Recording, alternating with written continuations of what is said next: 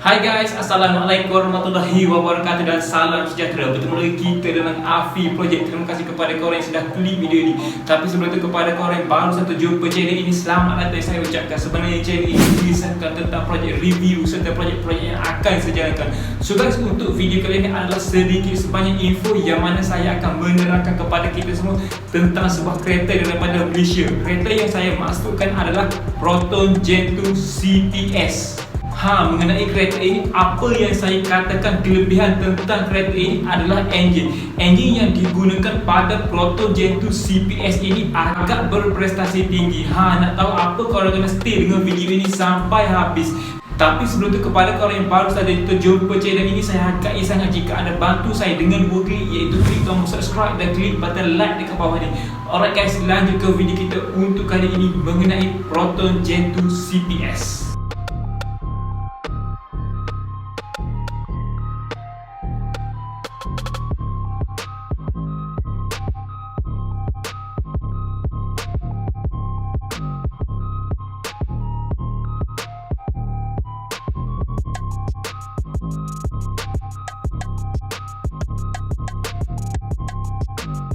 Alright guys, so dalam video kali ini kita akan tengok pembuat kereta nombor 1 Malaysia, iaitu Proton. Kereta yang saya maksudkan adalah Proton Gen 2. Sebelum ini pun saya pernah bercerita mengenai asal usul Proton Gen 2 ini dan spesifikasi yang terdapat pada Proton Gen 2 ini. Tetapi dalam video kali ini kita akan lihat kelebihan yang terdapat pada Proton Gen 2, iaitu yang diberi sentuhan enjin CPS. So, Proton Gen 2 mula diperkenalkan pada tahun 2004 sehinggalah 2012. Model pertama Proton Gen 2 menggunakan enjin Campro. Semasa permulaan keluaran Proton Gen 2 ini, ramai yang komplain mengenai enjin Campro ini. Katakan enjin ini agak lembab bagi varian automatik, ditambah pula dengan penggunaan bahan api yang agak tinggi pada masa itu. Itu untuk varian automatik, tetapi tidak untuk varian manual. Untuk varian manual tidak ada yang komplain daripada segi enjin, sebab enjin Campro ini dicipta membolehkan ia terima dengan tekanan yang tinggi.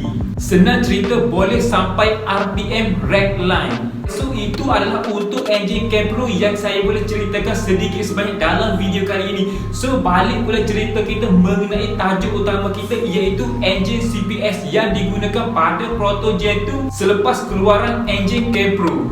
Difahamkan manufacturer Proton melakukan pembaik pulih untuk enjin Proton Gen 2 ini disebabkan ramai yang komplain mengenai enjin Campro 1.6 automatik.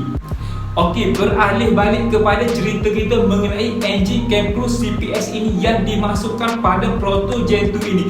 Alright, so kalau kita lihat di negara kita sendiri, jarang untuk kita lihat Proton Gen 2 CPS ini. Sebab semasa permulaan Proton Gen 2 CPS ini dikeluarkan, beberapa tahun selepas itu Proton Persona dikeluarkan. Mungkin kebanyakan individu lebih memilih sedang berbanding aerobaik.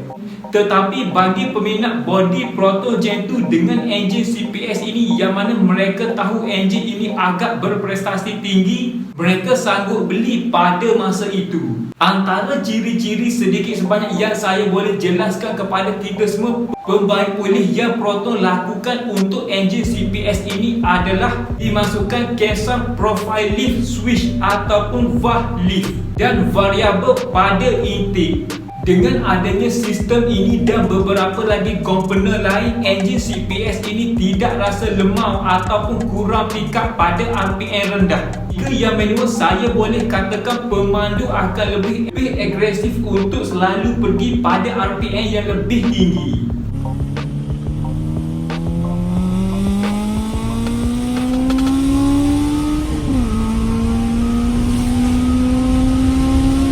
Alright, so kita masuk pula untuk harga mengenai Proton Gen 2 CPS ini semasa permulaannya. Alright, so untuk harga permulaan Proton Gen 2 semasa permulaannya, ianya ditawarkan pada harga RM57,000 untuk varian manual dan lebih kurang RM65,000 untuk varian automatik.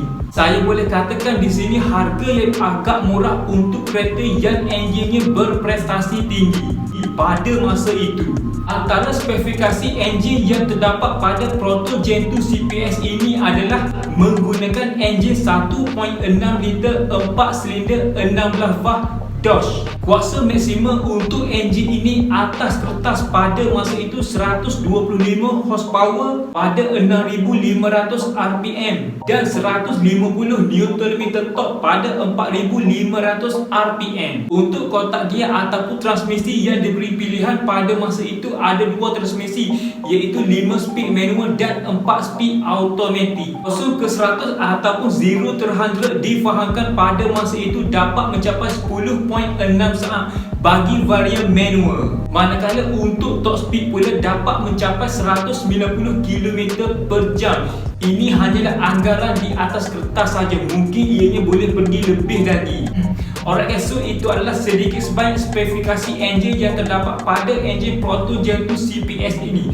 Alright, so semasa awal pengeluaran enjin Proton Gen 2 CPS ini, orang ramai mula membuat perbandingan ianya dengan Proton wajar CPS. Dikatakan Proton Gen 2 CPS ini agak berat sedikit berbanding Proton wajar CPS. Bagi saya, kalau kita lihat daripada sudut luaran Proton Gen 2 dan Proton wajar CPS ini, kita boleh katakan Proton Gen 2 ini agak berat sedikit sebab ianya menggunakan body aerobag berbanding Proton wajar dengan body sedang. Tetapi daripada segi handling, kedua kereta ini tidak mengecewakan sebab pada masa itu Proton masih lagi bekerjasama dengan Lotus. Okey guys, lupa saya nak bagi tahu di sini sebelum saya akhiri video ini. Okey, untuk Proton Gen 2 CPS ini mengenai enjinnya. Enjin model CPS ini menggunakan nisbah gear yang agak rapat. Jadi bila pertukaran gear berlaku ataupun upshift, enjin tidak mudah merengek. Di sini penurunan RPM kurang berlaku berbanding kereta biasa untuk varian automatik.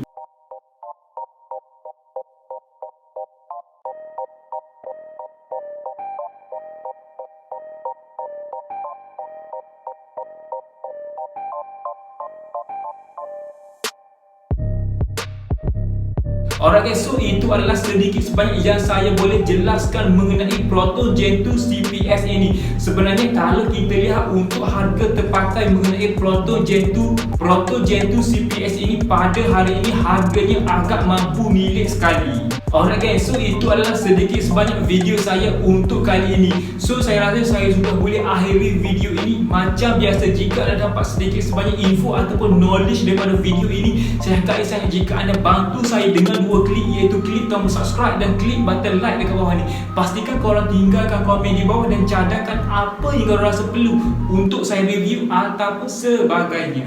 Terima kasih.